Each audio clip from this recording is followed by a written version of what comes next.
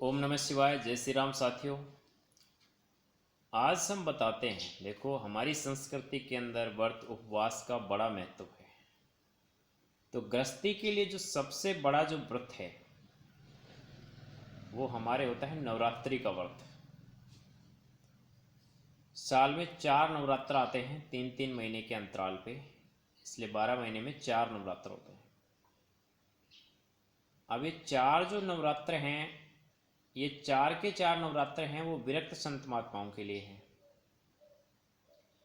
गृहस्थी के लिए 2 नवरात्र हैं, यानी कि 6-6 महीने में, यानी कि साल में 2 बार, एक आसोज महीने में और एक चैत्र मास में, यानी कि साल की शुरुआत में, और एक 6 महीने के बाद। अब ये जो नवरात्रि का व्रत जो है वो अब सब जानते हैं कैसे होती है पूजा। इसमें शक्ति की पूजा होती है। पूजा का विधि विधान क्या है सबको पता है। ये तो जगह किताबों में भी जानकारी है, गूगल पे भी जानकारी है। हमारे घर पे जो पंडित जी आते हैं वो भी कथा कहानी हमको बता देते हैं। लेकिन इसके अंदर देखो, शक्ति संग्रह के लिए व्रत किया जाता है। नवरात्रि का जो व्रत है उसका मुख्य उद्देश्य क्या है कि जो 12 महीने के अंदर हमारी एनर्जी जो नष्ट हो चुकी है, उस शक्ति को, शारीरिक शक्ति को पुनः हम संग्रह कर सकें। तो इसके लिए मेन चीज़ें जो होती हैं वो यही है कि नवरात्रि के दिनों में इन बातों का आपको विशेष ध्यान रखना है। अन्य कोई विधि विधान आपको आता है नहीं आता है चलेगा। सबसे पहले तो यही है कि नवरात्रि तो गृहस्थी कर रहा है, पति पत्नी दोनों करो, बच्चे करें ठीक है, नहीं करें ठीक है,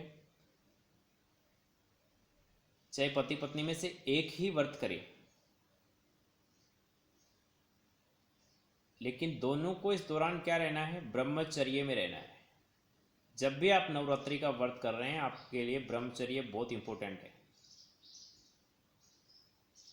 और नवरात्रि के व्रत में प्याज लहसुन पूरी तरह से निषेध है। वैसे गृहस्थी हमेशा अपने दैनिक जीवन में इसका उपयोग कर सकता है, लेकिन व्रत के दौरान और ख़ास करके नवरात्रि के व्रत में पूरी तरह निषेध है प्याज लहसुन। तो एक ब्रह्मचर्य रहना, दूसरा प्याज लहसुन का सेवन नहीं करना, और बाकी आपकी शारीरिक क्षमता के अनुसार, जैसे आप एक टाइम खाना खा के रह सकते हो, या फलाहार करके रह सकते हो, या निराहार रह सकते हो। अब निराहार कौन रहेगा? निराहार जिसकी शारीरिक कैपेसिटी अच्छी है। अब इसमें आपको ध्यान रखना है अपनी उम्र का भी, जैसे अपने काम का भी। जैसे आप मजदूरी कर रहे हो और नवरात्रि का व्रत कर रहे हो, अब मजदूर आदमी एक टाइम खाना खा के कार्य थोड़ी कर सकता है। तो उसको एक टाइम खाना खा लेना है, दूसरे टाइम फलाहार कर लेना है।